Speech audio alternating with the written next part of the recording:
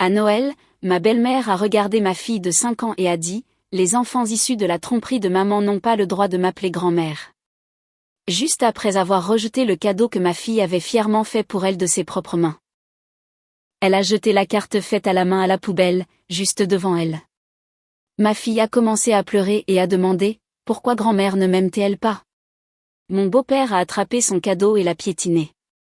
Nous ne voulons pas de déchets de la part de déchets. Ma belle-sœur a poussé ma fille de sa chaise. Va t'asseoir dans le coin où tu dois être. Ma belle-mère a giflé ma fille, disant « Arrête de pleurer. Tu gâches mon moment. » Mon mari est resté assis là, ne faisant rien. Puis mon fils de 10 ans s'est levé et a dit ceci. Toute la pièce est devenue silencieuse. J'ai repassé ce dîner de Noël dans mon esprit des centaines de fois depuis que cela s'est produit. Chaque fois, la fureur brûle aussi fort que cette nuit-là où j'ai regardé le cœur de ma fille de 5 ans se briser en 1000 morceaux sur le sol en marbre de mes beaux-parents. Mon nom n'a pas d'importance pour cette histoire. Ce qui importe, c'est que je suis une mère de 2 beaux enfants, et ce qui est arrivé à ma famille restera avec moi jusqu'au jour de ma mort. Permettez-moi de vous donner un peu de contexte d'abord, car sans comprendre l'histoire complète de ce qui a conduit à ce moment, vous ne comprendrez pas à quel point la cruauté était calculée et délibérée. Mon enfance a été modeste mais heureuse. Mes parents, Linda et Robert, nous ont élevés, mon jeune frère Jason et moi, dans une maison de plain-pied de 3 chambres dans la banlieue de l'Ohio. Papa travaillait comme électricien, et maman gérait le bureau d'accueil d'un cabinet dentaire. Nous n'étions pas riches, loin de là, mais nous n'avons jamais eu faim, et notre maison était remplie de rire et de chaleur. L'éducation était tout pour mes parents. Ils ont économisé de l'argent pour des cours de soutien quand j'ai eu des difficultés en mathématiques au collège. Ils m'ont conduite à toutes les visites universitaires, m'ont aidé à remplir les demandes de bourse, et ont pleuré de joie quand j'ai été acceptée à Ohio State avec une bourse d'études partielles. Le jour où j'ai obtenu mon diplôme en marketing, papa m'a dit que c'était le moment le plus fier de sa vie. J'ai gravi les échelons, d'un poste de débutante dans une petite agence de publicité à un rôle de gestionnaire de compte senior dans l'une des plus grandes firmes de marketing de la région. Chaque promotion est venue grâce à de longues nuits, du travail le week-end, et une volonté implacable de faire mes preuves. Personne ne m'a rien donné et j'en étais fière. J'ai épousé Garrett Whitmore il y a 12 ans. Nous nous sommes rencontrés lors d'un séminaire d'entreprise au Colorado quand j'avais 24 ans. Il en avait 26.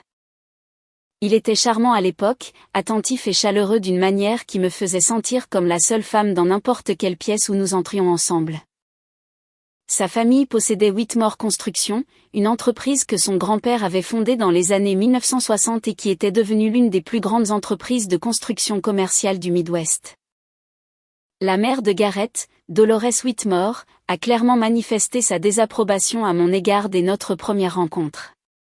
Elle voulait que Garrett épouse Ann Ainsley Parker, la fille d'un ami de la famille issue de la vieille richesse et fréquentant le même country club. Au lieu de cela, Garrett a ramené à la maison une fille d'une famille de classe moyenne qui avait travaillé dur pour ses études à l'université d'État et avait gagné sa position dans une firme de marketing par pure détermination plutôt que par des relations. Dolores me tolérait comme on tolère un moustique persistant lors d'une garden party. Elle souriait quand c'était nécessaire et maintenait les apparences lors des événements publics, mais ses yeux portaient toujours cette évaluation froide, ce calcul de ma valeur mesurée à ses attentes. Le premier dîner de famille auquel j'ai assisté au domaine des Whitmore a donné le ton à tout ce qui a suivi. Dolores a passé la soirée à poser des questions précises sur les antécédents de ma famille, mon éducation, mes perspectives de carrière. Quand j'ai mentionné que mon père était électricien, ses sourcils se sont levés presque imperceptiblement. Comme c'est pratique, a-t-elle dit, et d'une certaine manière, cela sonnait comme une insulte. Le père de Garrett, Harold, m'a interrogé sur mon plan à 5 ans, mon portefeuille d'investissement, qui n'existait pas à l'époque, et mes réflexions sur les contrats de mariage. Je me suis sentie comme une candidate à un emploi plutôt qu'une future belle-fille. Meredith, qui était déjà fiancée à Bradley à ce moment-là, a passé la majeure partie de la soirée à m'ignorer complètement. Quand elle a reconnu mon existence, ce fut pour faire des commentaires sur la façon dont j'étais différente d'Anley Parker, qu'elle décrivait comme pratiquement de la famille. À la fin de ce dîner, je savais exactement où j'en étais avec les Whitmore. Garrett m'a assuré qu'il se réchaufferait une fois qu'il me connaîtrait mieux. Il a promis que la froideur de sa mère était juste sa façon de le protéger, qu'elle traitait tous les étrangers avec suspicion au début. Une décennie plus tard, j'attendais toujours que cette chaleur se matérialise. Harold Whitmore, le père de Garrett, suivait l'exemple de sa femme dans la plupart des choses. Il avait bâti sa réputation d'homme d'affaires astucieux, mais à la maison, Dolores régnait avec une volonté de faire envelopper de l'hospitalité du Sud. Harold avait une manière de vous faire sentir petit sans jamais élever la voix. Il maniait le silence comme une arme, refusant son approbation jusqu'à ce que vous vous retrouviez désespéré pour même un signe de reconnaissance. Je l'ai vu faire cela à Garrett constamment tout au long de notre mariage. Un seul sourcil levé de Harold pouvait envoyer mon mari dans une spirale d'anxiété et de surcompensation. Garrett travaillait plus longtemps, concluait de plus gros contrats, se poussait à l'épuisement, tout cela à la recherche de la validation d'un homme qui la distribuait comme des pièces d'or à un mendiant. Puis il y avait la sœur cadette de Garrett, Meredith. Elle avait épousé un chirurgien nommé Bradley 3 ans avant notre mariage et avait produit 2 petits-enfants parfaits pour que Dolores les gâte. Meredith ne m'a jamais laissé oublier ma place dans la hiérarchie familiale, trouvant toujours des moyens subtils de me rappeler que j'étais une étrangère qui avait en quelque sorte trébuché dans leur monde. Pendant 12 ans, j'ai navigué dans ce champ de mine avec une diplomatie prudente. J'ai assisté à tous les dîners de vacances, à toutes les célébrations d'anniversaire, à toutes les fêtes d'anniversaire de mariage. J'ai mordu ma langue lorsque Dolores faisait des remarques cinglantes sur ma cuisine, mon éducation ou mes choix de carrière. J'ai souri à travers les compliments perfides de Meredith et l'attitude dismissive de Harold. Il y a eu le Thanksgiving où Dolores a gentiment refait tous les plats que j'avais apportés parce qu'ils n'étaient pas tout à fait à la hauteur des standards des Whitmore. Il y a eu le brunch de Pâques où Meredith s'est bruyamment demandé comment je m'habillais sans styliste personnel. Il y a eu la fête du 3e anniversaire d'Oliver, que Dolores a complètement détourné, engageant des animateurs et des traiteurs sans me consulter, puis agissant blessée lorsque je semblais moins que reconnaissante. J'ai tout documenté dans un journal que je gardais caché dans mon placard. Date, citation, témoin. Je me suis dit que c'était thérapeutique, une façon de gérer le flux constant de micro-agressions sans exploser. Rétrospectivement, je pense qu'une partie de moi savait toujours que j'aurais besoin de cette documentation un jour. Ma meilleure amie de collège, Patricia, me suppliait de me défendre. « Tu n'es pas un paillasson », disait-elle lors de nos appels téléphoniques hebdomadaires. « Tu es l'une des personnes les plus fortes que je connaisse. Pourquoi laisses-tu ces gens te traiter comme ça ?» La réponse était toujours la même, parce que j'aime Garrett et que je croyais que notre mariage valait la peine de se battre. De plus, le divorce me semblait être un aveu de défaite, comme si je prouvais que Dolores avait eu raison à mon sujet depuis le début. J'ai fait tout cela parce que j'aime Garrett et parce que je voulais que mes enfants aient une relation avec leurs grands-parents. Mon fils Oliver est arrivé 2 ans après notre mariage. Il était le premier petit enfant à porter le nom des Whitmore, et même Dolores n'a pas pu résister à son charme. Elle le choyait dès sa naissance, le comblant de cadeaux coûteux et d'une attention constante. La naissance d'Oliver a tout changé dans ma relation avec la famille Whitmore, du moins temporairement. Soudain, j'avais de la valeur aux yeux de Dolores. J'avais produit un héritier, une continuation de la précieuse lignée Whitmore. Elle m'appelait quotidiennement pour prendre des nouvelles de son petit-fils, envoyait des fournitures pour bébé par camion, et complimentait même mes compétences maternelles à l'occasion. Pendant ces 5 années avant l'arrivée de Rosie, je me suis permis d'espérer que nous avions enfin tourné la page. Garrett semblait plus heureux aussi, se prélassant dans la lumière de l'approbation de ses parents. Nous fonctionnions presque comme une famille normale avec des grands-parents normaux qui gâtaient leurs petits-fils et des réunions de famille normales qui ne me laissaient pas pleurer dans la salle de bain. Tout a changé à la naissance de notre fille Rosie, 5 ans plus tard. Les problèmes ont commencé pendant ma grossesse. Garrett et moi traversions une période difficile, le genre de tension qui découle d'années de petites doléances qui s'accumulent jusqu'à devenir une montagne. Il était devenu distant, travaillant plus longtemps et montrant moins d'intérêt pour notre vie de famille. Je le soupçonnais d'avoir une liaison, bien que je n'ai jamais trouvé de preuve définitive à l'époque. À peu près au même moment, des rumeurs ont commencé à circuler dans le cercle social de Dolores. Quelqu'un avait vu Gareth dîner avec une femme qui n'était pas moi. Une autre personne prétendait l'avoir aperçu quittant un hôtel du centre-ville en plein milieu d'une journée de travail. Les chuchotements sont parvenus aux oreilles de Dolores, et plutôt que de considérer que son précieux fils pouvait être infidèle, elle a complètement tordu le récit. Dans son esprit, la distance entre Gareth et moi ne pouvait signifier qu'une seule chose, je devais être la tricheuse. Le bébé que je portais ne pouvait pas être l'enfant de son fils. L'ironie était presque insupportable. Pendant que Dolores construisait des théories élaborées sur ma supposée infidélité, j'étais assise à la maison chaque nuit avec notre fils, me demandant où était mon mari et s'il reviendrait un jour vers nous. J'étais celle qui était fidèle. J'étais celle qui attendait, espérait, essayait de maintenir notre famille unie. Quand j'ai finalement confronté Gareth à propos des nuits tardives et des absences mystérieuses, il a tout nié. Il a dit que le travail était simplement exigeant, qu'un grand projet nécessitait son attention, que j'étais paranoïaque et insécure. Je voulais si désespérément le croire que j'ai accepté ses explications même lorsqu'elles ne s'additionnaient pas tout à fait. Quand Rosie est née avec des cheveux plus clairs et des traits différents d'Oliver, Dolores s'est emparée de cela comme une confirmation de ses soupçons. Peu importait que beaucoup de frères et sœurs aient des apparences différentes les uns des autres. Peu importait que ma mère, Linda, ait été blonde enfant avant que ses cheveux ne s'assombrissent en brun à l'adolescence. Aux yeux de Dolores, Rosie était la preuve vivante de ma supposée infidélité. Gareth connaissait la vérité. Il savait que Rosie était sa fille parce qu'il savait qu'il était le seul homme avec qui j'avais été pendant tout notre mariage.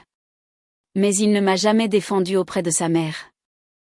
Il ne lui a jamais montré le test de paternité que j'avais exigé qu'il fasse lorsque j'ai entendu les accusations pour la première fois, celui qui confirmait avec une certitude de 99,9% que Rosie était bien son enfant biologique. J'avais insisté sur le test, non pas parce que j'avais le moindre doute, mais parce que j'avais besoin de munitions contre les mensonges de Dolores. Gareth a accepté à contre-cœur, puis a enterré les résultats dans le tiroir de son bureau et a prétendu qu'ils n'existaient pas. Il a gardé cette information pour lui, laissant la haine de sa mère s'envenimer et grandir pendant qu'il regardait depuis la ligne de touche. Je me suis demandé 1000 fois pourquoi il a fait cela. Pourquoi un père permettrait-il que sa propre fille soit traitée comme une paria? Pourquoi un mari laisserait-il sa femme être qualifiée d'adultère alors qu'il possédait la preuve de son innocence? La seule réponse que j'ai jamais pu trouver est que Gareth était fondamentalement un lâche. S'opposer à Dolores aurait signifié risquer son héritage, sa position dans l'entreprise familiale, l'approbation de ses parents. Ces choses comptaient plus pour lui que le bien-être émotionnel de sa fille. Elles comptaient plus que nos vœux de mariage, plus que la vérité, plus que la décence humaine la plus élémentaire. Pendant 5 ans, j'ai vu Dolores traiter mes enfants différemment. Oliver recevait des fêtes d'anniversaire élaborées et des cadeaux coûteux. Rosie recevait des cadeaux symboliques et des sourires forcés. Oliver était invité à des sorties spéciales avec ses grands-parents. Rosie était toujours d'une manière ou d'une autre exclue en raison de conflits d'horaires qui ne semblaient jamais affecter son frère. La disparité était stupéfiante lorsqu'on l'examinait de près. Pour le 8e anniversaire d'Oliver, Dolores a loué un parc d'attractions entier pour une fête privée avec 50 de ses amis les plus proches. Pour le 4e anniversaire de Rosie, elle a envoyé une carte avec un billet de $20 glissé à l'intérieur et une note disant qu'elle était trop occupée pour assister à la petite réunion que j'avais organisée chez nous. Noël était toujours le pire. La pile de cadeaux d'Oliver, venant des Whitmore, atteignait des hauteurs obscènes, emballés dans du papier coûteux avec des nœuds élaborés. Rosie recevait 1 ou 2 cadeaux modestes, clairement des après-pensées achetés sans soin ni considération. Une année, Dolores a offert à Oliver une cabane sur mesure pour notre jardin et a donné à Rosie un animal en peluche générique avec l'étiquette de prix toujours attachée. J'ai commencé à acheter moi-même des cadeaux supplémentaires et à les étiqueter comme venant des grands-parents, juste pour que Rosie ne remarque pas le déséquilibre. Elle était trop jeune pour compter ou comparer, mais je savais qu'il ne tarderait pas avant qu'elle commence à poser des questions. J'ai essayé de protéger Rosie du pire. J'ai trouvé des excuses pour les événements manqués et minimisé la disparité de traitement. Les enfants sont perspicaces, cependant, et au moment où elle a eu 4 ans, Rosie avait commencé à poser des questions auxquelles je ne pouvais pas répondre. Pourquoi grand-mère aime Oliver plus que moi? Grand-mère ne veut pas être ma grand-mère? J'ai fait quelque chose de mal? Chaque question me coupait un morceau de cœur. L'école que Rosie fréquentait a envoyé à la maison un projet d'arbre généalogique quand elle était en maternelle.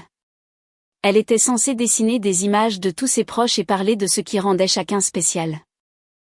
Rosie a passé des heures sur ce projet, dessinant ses grands-parents avec de grands sourires et des cœurs autour de leur visage. Grand-mère Dolores a de jolis bijoux, m'a-t-elle dit en coloriant. Et elle fait les meilleurs câlins à Oliver. Peut-être que si je fais ma photo vraiment jolie, elle me fera des câlins aussi. J'ai dû quitter la pièce pour qu'elle ne me voie pas pleurer. J'ai confronté Garrett à ce sujet à plusieurs reprises. Je l'ai supplié de montrer à sa mère le test de paternité, de défendre notre fille, de mettre fin à cette cruauté. Sa réponse était toujours la même, il ne voulait pas causer de drame familial. Sa mère finirait par changer d'avis. Rosie était trop jeune pour comprendre de toute façon. La lâcheté dont j'ai été témoin chez l'homme que j'avais épousé me dégoûtait de plus en plus chaque année qui passait. Mes parents ont remarqué la situation lors de leur visite, bien que j'ai essayé de leur cacher le pire. Maman m'a prise à part un Thanksgiving et m'a demandé directement pourquoi Rosie semblait si triste chaque fois que quelqu'un mentionnait grand-mère Dolores. Elle traverse juste une phase, ai-je menti, incapable d'admettre toute l'étendue de ce qui se passait. Papa était moins diplomate. Cette femme est un poison, a-t-il déclaré après avoir vu Dolores ignorer Rosie pour embrasser Oliver lors d'une réunion de famille. Tu dois protéger ta fille, ma chérie. Ce n'est pas quelque chose qu'elle va simplement oublier. Il avait raison, bien sûr, mais j'étais tellement plongée dans le dysfonctionnement à ce moment-là que je ne voyais pas d'issue. Le divorce signifiait des batailles pour la garde, signifiait que Garrett aurait potentiellement du temps sans surveillance avec les enfants en présence de sa famille, signifiait la perte de la sécurité financière dont j'étais venue à dépendre. Il me semblait plus sûr de rester et d'essayer de gérer la situation de l'intérieur. Pourtant, je continuais d'essayer. Je continuais d'espérer que les choses s'amélioreraient d'une manière ou d'une autre, que Dolores verrait la gentillesse et le cœur aimant de Rosie et réaliserait à quel point elle s'était trompée. Cet espoir est mort le jour de Noël de l'année dernière. La semaine précédant Noël avait été exceptionnellement paisible. Garrett était de meilleure humeur que d'habitude, et les enfants débordaient d'excitation des fêtes. Oliver avait terminé ses devoirs de vacances d'hiver plus tôt, et Rosie s'était lancée dans des projets d'artisanat avec une intensité qui m'étonnait. Elle avait découvert l'aquarelle récemment, passant des heures à la table de la cuisine à mélanger les couleurs et à expérimenter différentes techniques. La plupart de ses peintures étaient des éclaboussures abstraites qu'elle affichait fièrement sur notre réfrigérateur. Mais la carte de Noël pour Dolores était différente. Elle l'a planifiée avec soin, esquissant d'abord le dessin au crayon avant de se lancer dans la peinture. Je veux que grand-mère voie à quel point je l'aime, a expliqué Rosie en travaillant. Peut-être que si je lui montre, elle comprendra. Mon cœur s'est brisé un peu plus à chaque coup de pinceau. Nous sommes arrivés au domaine des Whitmore vers 14 heures. Rosie avait passé toute la matinée à travailler sur un cadeau spécial pour sa grand-mère. Elle avait peint une carte de Noël à l'aquarelle, utilisant toutes les couleurs de sa palette pour créer une image de toute notre famille debout devant un sapin de Noël. Elle avait écrit « Je t'aime, grand-mère » en lettres soignées et tremblantes en haut. Elle était si fière de cette carte. Elle m'avait demandé de l'aider à l'emballer dans du papier de soie rouge et à l'attacher avec un ruban doré. Pendant le trajet, elle la tenait sur ses genoux comme un trésor précieux, racontant à Oliver toute la surprise qu'elle avait pour grand-mère. Oliver, à 10 ans, comprenait la dynamique familiale mieux que sa sœur. Je l'ai regardé dans le rétroviseur tandis que Rosie bavardait avec enthousiasme, j'ai vu l'inquiétude scintiller sur son jeune visage.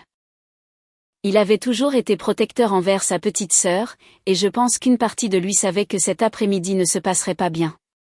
Il avait récemment commencé à poser des questions sur la raison pour laquelle grand-mère traitait Rosie différemment.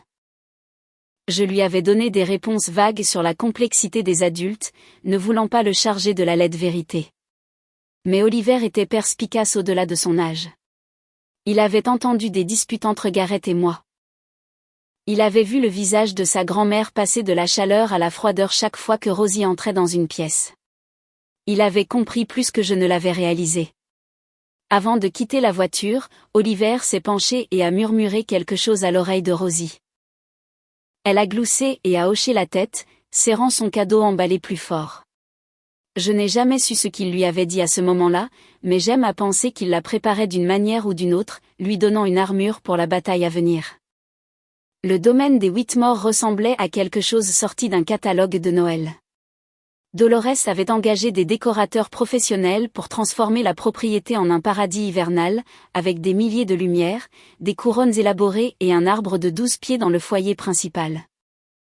Meredith et Bradley étaient arrivés plus tôt avec leurs enfants, et à travers les fenêtres, je pouvais voir tout le monde réuni dans le salon formel.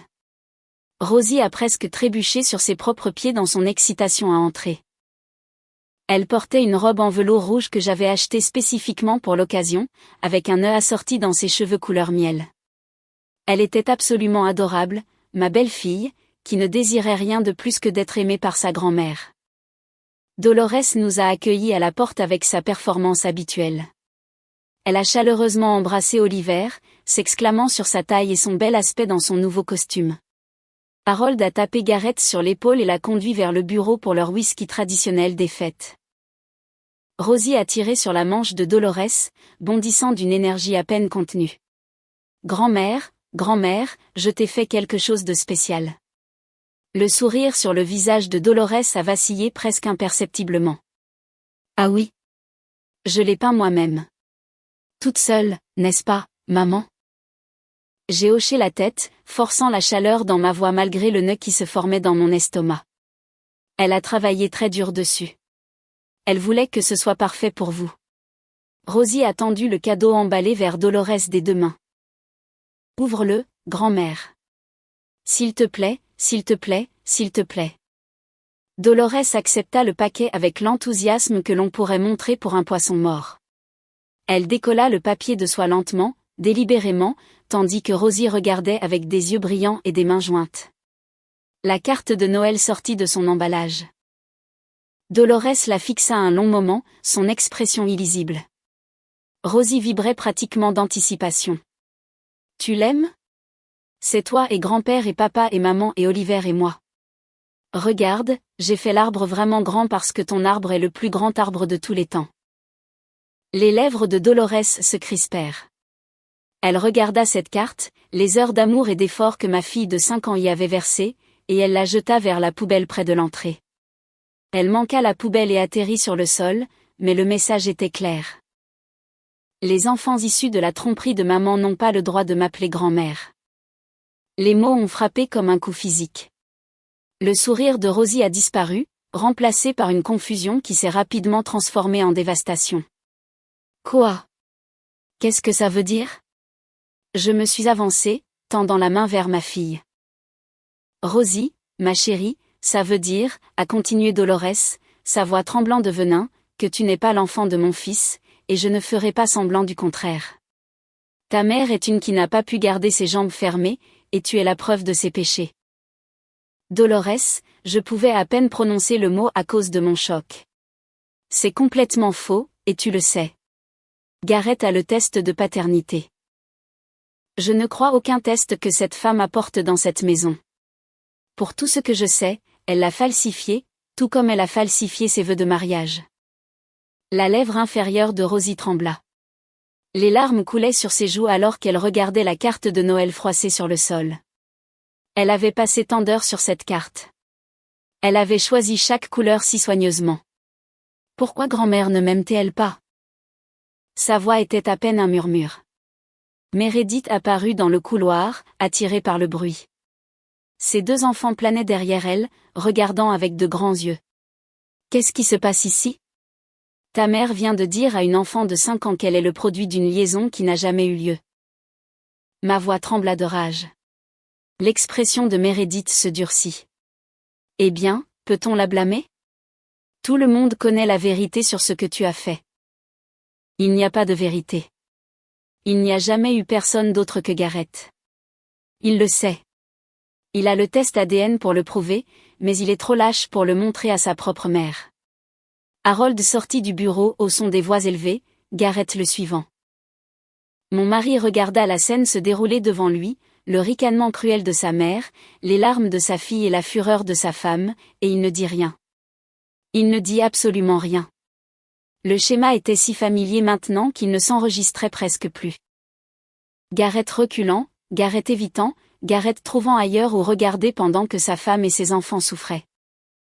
J'avais cessé d'attendre quoi que ce soit de différent il y a des années, mais le voir abandonner Rosie à ce moment-là a quand même envoyé une nouvelle vague de dégoût à travers mon corps.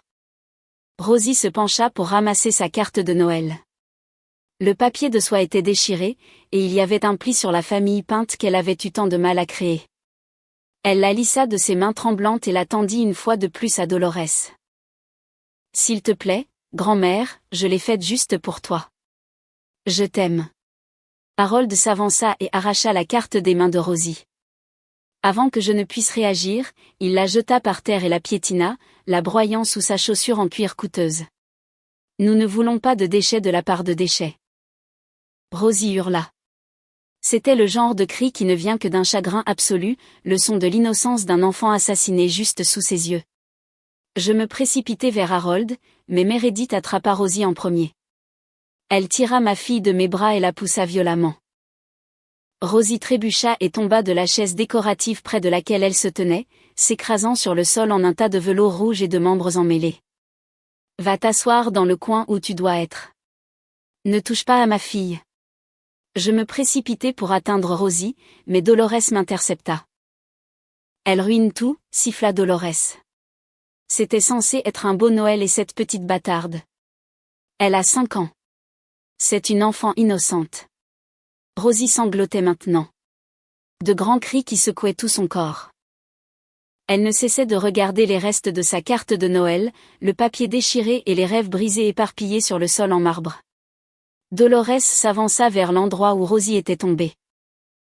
Ma fille leva les yeux vers sa grand-mère, le visage marbré et les larmes coulant, espérant encore que ce cauchemar se terminerait et que la grand-mère qu'elle aimait la réconforterait. Dolores la gifla. Le claquement de la paume contre la joue résonna dans le hall d'entrée. « Arrête de pleurer. Tu gâches mon moment. » Mon corps a bougé avant que mon esprit ne le rattrape.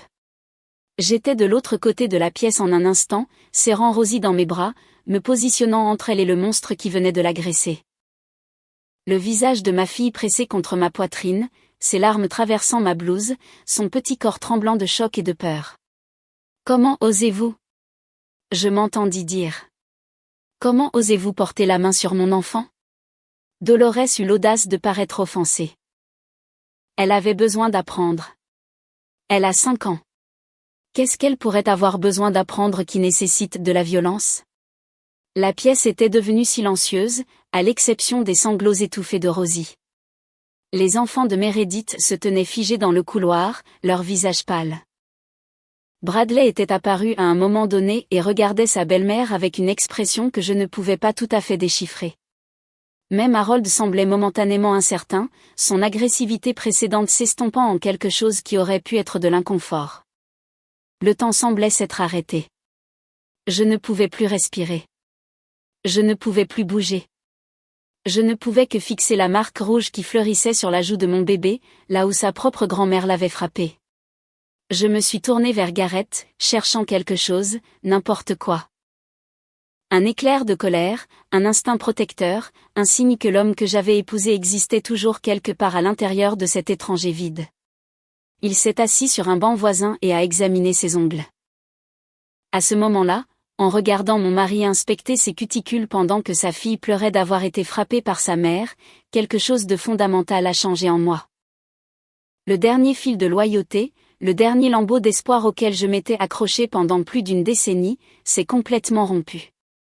Quel que soit l'amour que j'avais ressenti autrefois pour Gareth Whitmore, il est mort là, sur le sol en marbre de ses parents. 12 ans de mariage, réduit à néant par son refus de protéger sa propre enfant. C'est là qu'Oliver a bougé. Mon fils de 10 ans avait tout observé en silence. Il avait vu sa grand-mère jeter le cadeau de sa sœur, vu son grand-père le détruire, était témoin de l'agression d'une enfant de maternelle par sa tante, et observé son propre père ne rien faire du tout. Oliver a marché jusqu'au centre de la pièce. Il s'est positionné entre Rosie et le reste de la famille, une petite silhouette dressant ses épaules contre les adultes qui l'entouraient. Ça suffit. Sa voix n'était pas forte, mais quelque chose dans sa qualité a fait que tout le monde se fige. La main de Dolores était toujours levée, Meredith ricanait toujours, Harold se tenait toujours au-dessus de la carte de Noël écrasée. Gareth a finalement levé les yeux de ses ongles. « Oliver, mon chéri, cela ne te concerne pas », a commencé Dolores. « Oui, ça me concerne. » Le menton d'Oliver s'est levé. « Tu viens de frapper ma sœur. Tu as jeté son cadeau. Grand-père l'a piétiné. Tante Meredith l'a poussé. Et papa, il s'est tourné vers Gareth. Il y avait quelque chose d'ancien dans les yeux de mon fils. Une déception trop lourde pour un enfant de son âge. Papa est resté assis là et a regardé, comme il le fait toujours. Oliver, tu ne comprends pas. Je comprends tout, a coupé Oliver à sa grand-mère. Je comprends que vous avez traité Rosie différemment depuis sa naissance parce que vous pensez que maman a trompé papa. Mais vous vous trompez. Vous vous trompez tous et vous êtes trop têtus et méchants pour le voir. Papa a un test de paternité qui prouve que Rosie est sa fille. J'ai entendu maman. Et papa se disputait à ce sujet. Il connaît la vérité et il ne vous l'a jamais dit parce qu'il a trop peur de vous. Le visage de Dolores a vacillé avec quelque chose qui aurait pu être de l'incertitude, mais elle a rapidement repris ses esprits. Ta mère est une. Ma mère est la meilleure personne dans cette pièce. La voix d'Oliver s'est élevée. Elle est gentille et patiente, et elle travaille si dur pour s'assurer que Rosie et moi ayons une bonne vie. Elle sourit et fait semblant que tout va bien, même quand vous êtes horrible avec elle. Elle apporte des cadeaux à chaque dîner de famille. Même si vous critiquez tout ce qu'elle fait. Elle ne se plaint jamais et elle ne riposte jamais et elle n'arrête jamais d'essayer de vous faire l'aimer. Mais vous savez quoi? Vous ne la méritez pas. Aucun de vous. Le silence qui suivit fut absolu. La bouche de Dolores s'ouvrait et se fermait comme un poisson haletant. Rosie est ma sœur. Oliver se posta directement devant Dolores, sa petite silhouette imposant d'une certaine manière l'attention de toutes les personnes présentes. C'est la meilleure sœur du monde entier. Elle partage ses jouets avec moi même quand je ne lui demande pas. Elle me fait des dessins et les laisse sur mon oreiller. Elle me dit que je suis le meilleur grand frère du monde. Même quand je suis grincheux et que je ne veux pas jouer avec elle. Elle aime tellement tout le monde dans cette famille, même si la plupart d'entre vous la traitent comme de la saleté. Il ramassa les restes déchirés de la carte de Noël. Les aquarelles avaient été barbouillées là où Harold les avait écrasées au sol, mais on pouvait encore distinguer les formes d'une famille se tenant ensemble. Elle a passé 3 heures à faire ça. 3 heures parce qu'elle voulait que ce soit parfait pour sa grand-mère. Elle n'arrêtait pas de demander à maman si les couleurs étaient bonnes, si ses lettres étaient correctes, si grand-mère allait l'aimer. Oliver regarda la carte détruite puis Dolores et dit, « Et vous l'avez jetée à la poubelle comme si ce n'était rien. Comme si elle n'était rien. Oliver, cet enfant n'est pas. C'est ma sœur. » Le cri d'Oliver rebondit sur les murs. Je me fiche de ce que dit ou ne dit pas un test. Je me fiche de ce que vous pensez qu'il s'est passé ou ne s'est pas passé. Rosie est ma sœur et je l'aime et quiconque lui fait du mal est mon ennemi. Il se tourna vers son père. Gareth eut au moins la décence de paraître mal à l'aise. Papa, je voulais être comme toi quand je serai grand. Tu semblais toujours si fort et important. Mais maintenant je connais la vérité. Tu es faible. Tu es la personne la plus faible que j'ai jamais rencontrée. Un vrai homme protège sa famille. Un vrai père ne laisse pas les gens faire du mal à ses enfants. Tu ne mérites pas d'être appelé papa. Le visage de Gareth pâlit. Il ouvrit la bouche pour répondre, mais Oliver était déjà passé à autre chose. Nous partons. Oliver marcha vers Rosie qui était toujours assise sur le sol et l'aida à se relever. Viens, Rosie.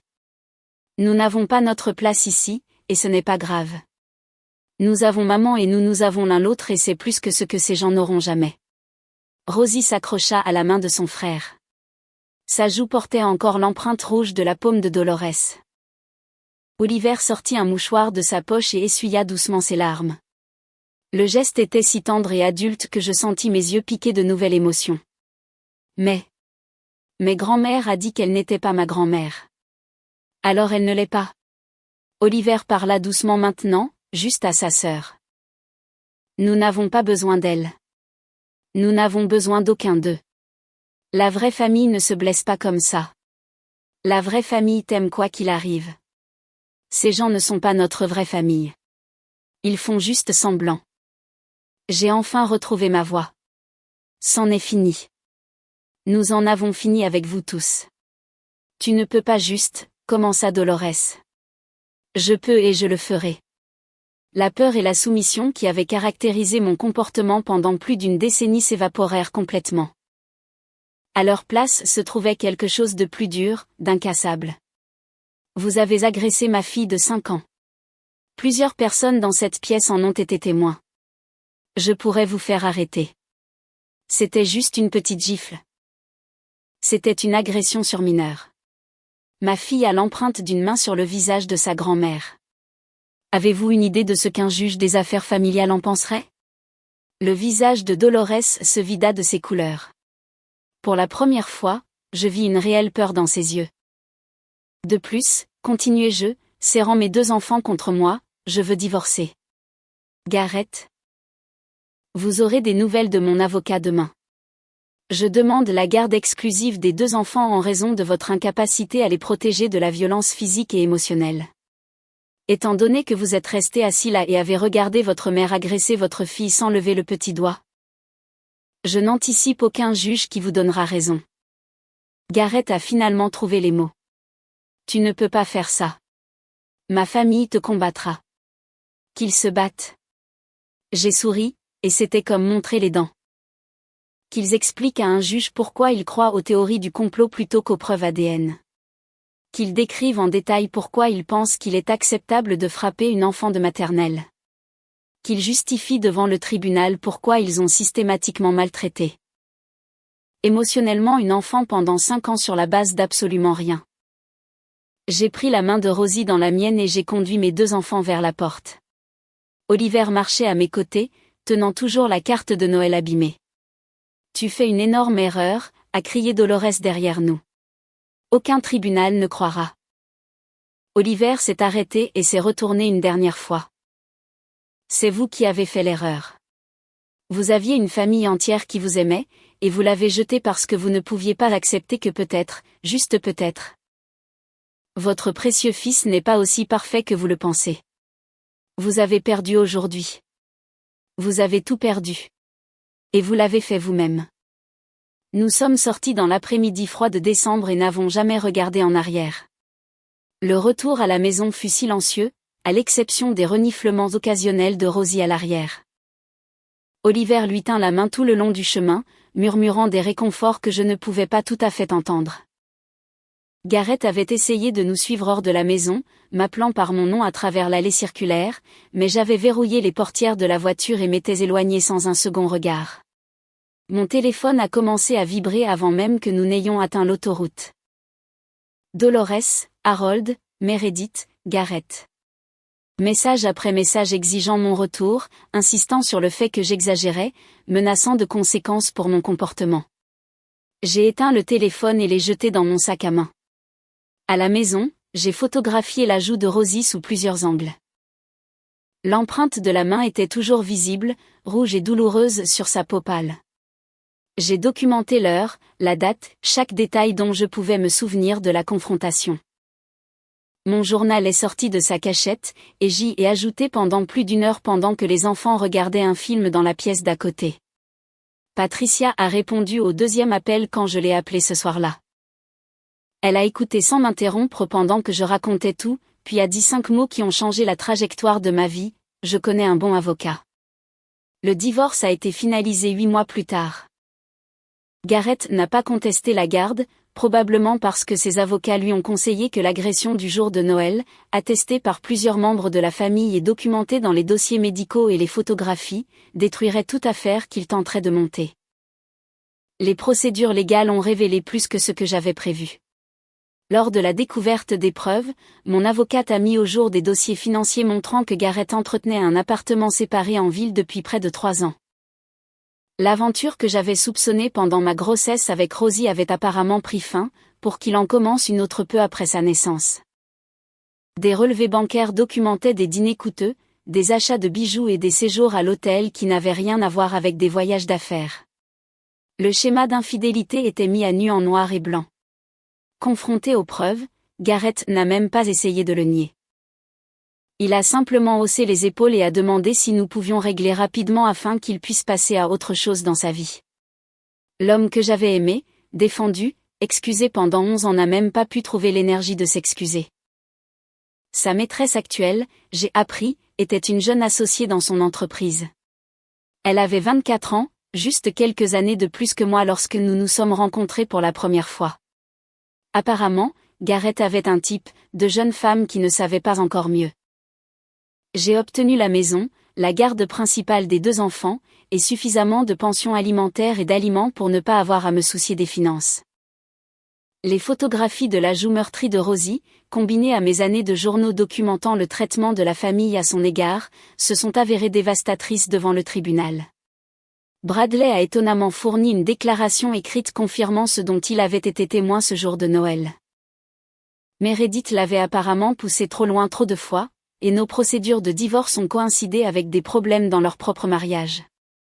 Gareth a obtenu des droits de visite le week-end qu'il n'a utilisé que 2 fois au cours de la dernière année. Il a déménagé dans un autre état pour le travail peu après la finalisation du divorce, et les enfants n'ont que rarement de ses nouvelles maintenant. Dolores a tenté d'obtenir des droits de visite des grands-parents. Le juge a rejeté sa demande après avoir examiné les preuves de ce qui s'était passé ce Noël. Elle a tenté de faire appel, mais la cour d'appel a maintenu la décision. Pour autant que je sache, il lui est interdit de contacter mes enfants jusqu'à ce qu'ils soient adultes et qu'ils puissent faire leur propre choix quant à savoir s'ils veulent une relation avec elle. Meredith et Bradley ont également été remarquablement absents de nos vies. Aux dernières nouvelles, par le biais de connaissances mutuelles, le mariage de Meredith est en difficulté, et ses enfants ont développé des problèmes de comportement que leur thérapeute attribue à l'environnement toxique dans lequel ils ont été élevés. Harold a subi une légère crise cardiaque peu après la finalisation de notre divorce. Je n'ai pris aucun plaisir à l'apprendre, mais je n'ai pas non plus envoyé de fleurs. La réputation de la famille Whitmore a subi un coup significatif après tout cela. La nouvelle de ce qui s'était passé au dîner de Noël s'est répandue dans leurs cercles sociaux. Plusieurs amis de longue date de Dolores se sont discrètement éloignés après avoir entendu les détails. Le country club où elle avait régné sur le comité social pendant des décennies est devenu un endroit moins accueillant. L'un des principaux partenaires commerciaux de Harold s'est retiré d'une coentreprise prévue, citant des préoccupations concernant le caractère de la famille. Je n'ai rien orchestré de tout cela. J'ai simplement dit la vérité quand les gens ont demandé, et la vérité était suffisamment accablante par elle-même. Quant à mes enfants, ils s'épanouissent. Oliver est devenu un jeune homme réfléchi, doté d'un sens aigu de la justice et d'un instinct protecteur encore plus fort envers sa sœur. Rosie, maintenant âgée de 6 ans, s'est majoritairement remise du traumatisme de ce Noël, bien qu'elle demande encore occasionnellement pourquoi certaines personnes sont méchantes sans raison. Je n'ai pas de bonne réponse pour elle. Certaines personnes sont simplement cruelles, et elles masquent leur cruauté derrière des justifications qui n'ont de sens que pour elles. Tout ce que je peux faire, c'est élever mes enfants pour qu'ils soient différents, pour qu'ils soient gentils, pour qu'ils défendent les autres comme Oliver a défendu sa sœur. Nous avons bâti de nouvelles traditions depuis le divorce. Les pancakes du dimanche matin sont devenus sacrés, Oliver s'occupant de la plaque de cuisson tandis que Rosie gère la distribution des pépites de chocolat. Nous faisons des excursions mensuelles au musée d'art du centre-ville où Rosie étudie les peintures avec une intensité qui me fait me demander si elle ne pourrait pas devenir artiste un jour. Oliver s'est intéressé à la photographie, documentant les aventures de notre petite famille avec un appareil photo d'occasion que je lui ai acheté pour son anniversaire. Mes parents nous rendent souvent visite maintenant, libérés du numéro d'équilibriste maladroit qu'ils jouaient pendant mon mariage. Papa a construit une cabane dans notre jardin, bien plus modeste que celle que Dolores avait commandée pour Oliver, mais construite avec amour et attention. Rosie l'appelle son château et y passe des heures avec ses fournitures d'art. La carte de Noël est maintenant encadrée dans notre salon. Oliver a insisté pour que nous la gardions, même si elle est déchirée, tachée et à peine reconnaissable. Il dit qu'elle lui rappelle le jour où notre vraie famille a commencé, nous trois contre le monde. J'ai recommencé à sortir récemment. Rien de sérieux encore, juste pour tâter le terrain après tant d'années de malheur. L'homme que je vois, Marcus, a posé des questions sur la carte encadrée lors de sa première visite chez nous. Quand je lui ai raconté l'histoire, il est resté très silencieux un long moment. « Ton fils a fait ça ?» a-t-il finalement demandé, s'est opposé à toute sa famille à 10 ans. « Oui, il l'a fait. C'est la chose la plus courageuse que j'ai jamais entendue. » J'ai souri, en pensant à mon garçon remarquable et à ma fille résiliente, et à la famille que nous avons construite sur les cendres de celle qui a essayé de nous détruire. C'était vraiment le cas. Nous avons eu notre propre Noël cette année, juste nous trois. Pas de grand domaine, pas de décoration professionnelle, pas d'arbre de 12 pieds, juste un modeste appartement décoré d'ornements faits maison et un sapin que nous avons choisi ensemble dans un lot de la rue. Rosie a fait des cartes de Noël pour Oliver et moi. Elle s'est beaucoup améliorée en aquarelle au cours de la dernière année, et ses lettres sont plus assurées maintenant. Les cartes étaient magnifiques, chacune personnalisée avec des blagues et des souvenirs que nous seuls comprendrions. Nous avons ouvert les cadeaux en pyjama, avons mangé des pancakes pour le déjeuner parce que personne n'avait envie de cuisiner quelque chose de sophistiqué, et avons passé l'après-midi à regarder des films de Noël pendant que la neige tombait devant notre fenêtre. C'était le meilleur Noël de ma vie. À un moment donné, alors que Rosie était absorbée par ses nouvelles fournitures d'art et qu'Oliver lisait un livre qu'il voulait, je me suis surprise à penser à Dolores. Je me suis demandé si elle était heureuse dans sa grande maison vide avec ses décorations professionnelles et son arbre de 12 pieds. Je me suis demandé si elle regrettait un jour ce qu'elle avait fait, si elle restait un jour éveillée la nuit en pensant aux petits-enfants qu'elle avait repoussés. Puis j'ai décidé que je m'en fichais. Elle a fait ses choix et elle doit vivre avec. Nous avons fait les nôtres et nous nous en portons mieux. Oliver a levé les yeux de son livre et m'a surprise à regarder la carte de Noël encadrée. « Tu vas bien, maman ? » »« Plus que bien. » Je lui ai souri. Cet incroyable garçon qui m'avait donné le courage de tout quitter ce que je pensais vouloir et de découvrir tout ce dont j'avais réellement besoin. Je suis parfaite. Il a souri en retour. Bien. Rosie s'est élancée avec son nouveau carnet de croquis. Maman. Maman, regarde ce que j'ai dessiné. C'est nous. Regarde, il y a toi et Oliver et moi dans notre arbre dans notre appartement. J'ai regardé le dessin. 3 bonhommes allumettes avec de grands sourires debout devant un arbre triangulaire entouré de ce qui semblait être de la neige ou peut-être des confettis. C'était désordonné et imparfait et absolument magnifique. J'adore ça, lui ai-je dit. Devrions-nous encadrer celui-ci aussi ? Ses yeux se sont agrandis de plaisir. Vraiment ? On peut. Nous pouvons encadrer chaque image que tu feras si c'est ce que tu veux. Elle m'a jeté les bras autour du cou. Tu es la meilleure maman du monde. Par-dessus son épaule, j'ai vu Oliver nous regarder avec cette expression de vieille âme qu'il a parfois. Il m'a fait un signe de tête, une petite reconnaissance de tout ce que nous avions traversé et de tout ce que nous avions surmonté. Nous avons survécu. Plus que cela, nous avons prospéré. Et tout a commencé parce qu'un garçon de 10 ans avait plus de courage que n'importe quel adulte dans cette pièce.